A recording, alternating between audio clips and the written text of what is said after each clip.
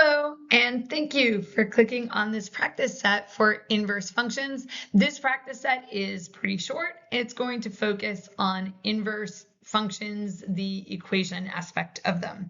Please give this video a like if you find it helpful. That only takes a split second for you to give a thumbs up for it. Drop a comment or question below. Please subscribe to the channel for more math help and check out the many other videos and playlists that are on the channel. As always, pause the video to work these problems on your own and then come back to check your work.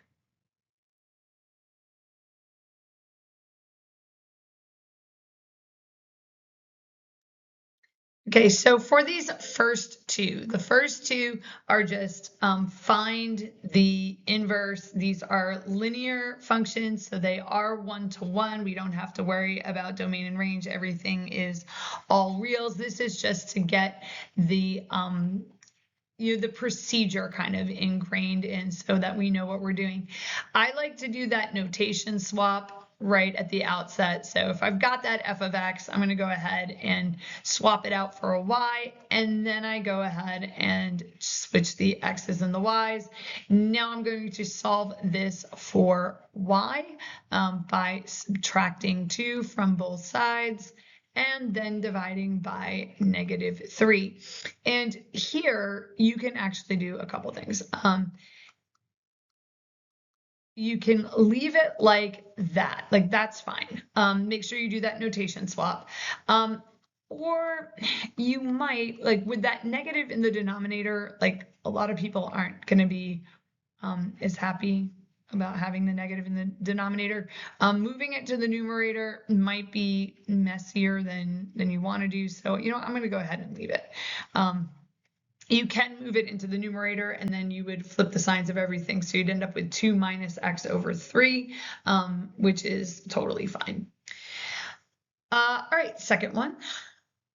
So for the second one, we have f of x is equal to x plus 4 over 3. And we'll do that quick swap out with the y there. And we're going to switch all our x's with all our y's. And remember, if you have more than one x in the original function, you will indeed have more than one y. And you will need to consolidate and factor out and do some fun stuff on that.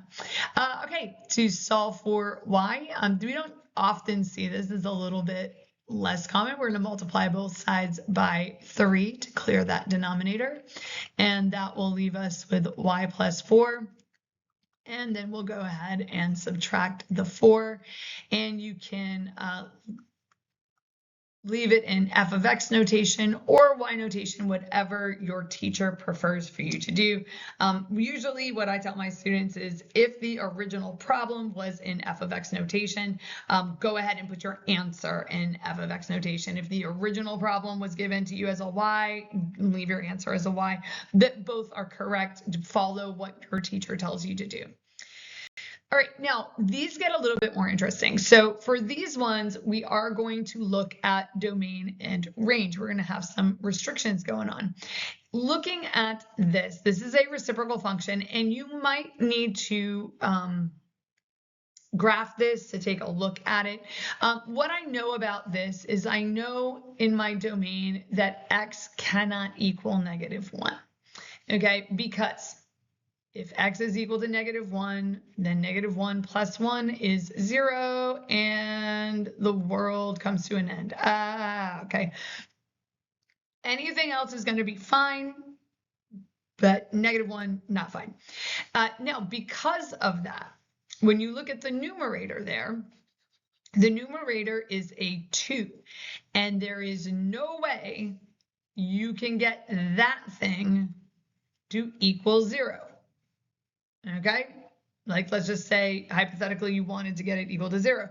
Well, we could multiply both sides by x plus 1. All right, x plus 1 cancels, and 0 times anything is 0. And then we realize, like, that can't be. 2 cannot equal 0. And that's the only thing that'll happen. Like the only time that'll happen. You could try throwing in some other numbers. So this might have thrown you, and that's why I always go over the problems that I assign here. For my range, y cannot equal 0. So what that tells me that like when I get to my inverse and I go to do my domain and range, the range of the original was y cannot equal 0. So in my inverse, the domain will be x cannot equal 0. And my range will swap out with my domain and y cannot equal -1. So let's go connect the dots over here. So we have y is equal to 2 over x plus 1. And I need to clear that denominator out. So I'm going to multiply by x plus 1. So over here, I have y times x plus 1 is, I didn't swap my x's and my y's, did I? Might be helpful if I did that. Maybe, sort of. Let's just back it up a little bit. Thank you for your patience. There we go. Better? Okay, and now we'll clear the denominator, but it'll be a y plus 1. Okay, y plus 1 cancels with y plus 1, and over here I have x times y plus 1 is equal to 2. I'm going to divide both sides by x. X divided by x is 1. And then I'll go ahead and subtract 1. And so my inverse is 2 over x minus 1. And let's like kind of see if we can connect these right here. 2 over x, well, I can't divide by 0, so I guess x cannot be equal to 0.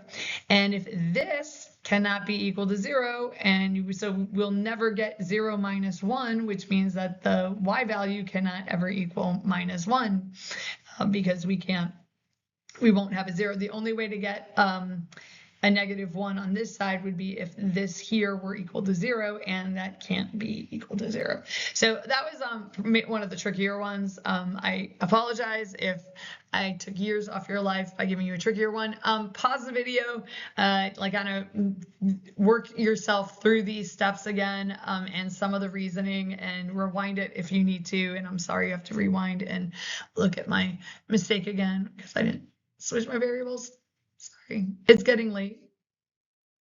It's been a week. Okay, so looking at this one, domain and range.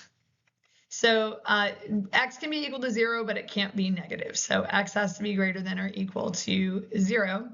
And if x were 0, then we'd have 0 minus 2, which is -2, and then it would only go up from there. So y must be greater than or equal to -2. Now, other ways you can get that is by looking at the transformation. So this is a square root function that slides down 2. Like there are other ways you can get that. If you need to, you can hop on a graphing utility and go ahead and graph it and see what the graph looks like.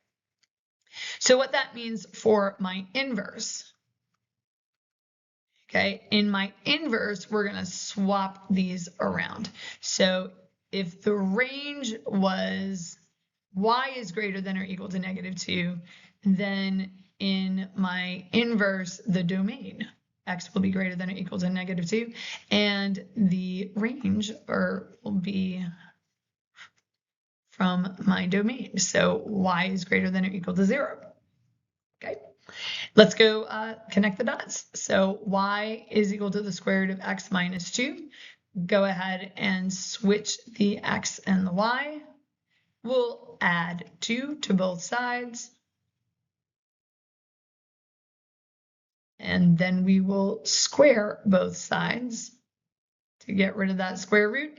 When you square this, make sure that you are foiling or area modeling or whatever you need to do there.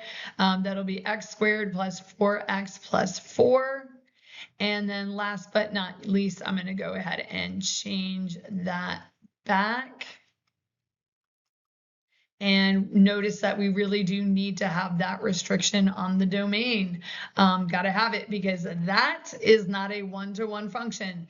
And so we have to make sure that the inverse is restricted. And again, the best way to do that is probably find that original domain and range and then just import them rather than staring at this and wondering, what am I supposed to restrict here? because that is going to get very, very tricky because now you've got x's in more than one spot.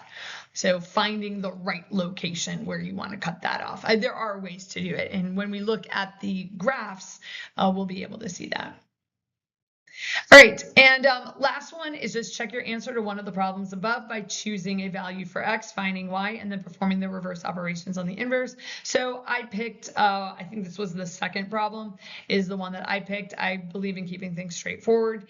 And so I am going to choose a value for x. I am going to choose 100 because why not? And so I will plug in 100. Why did I do this? So that gives me 104 divided by 3, which is not even divisible by 3. Love that for me. All right.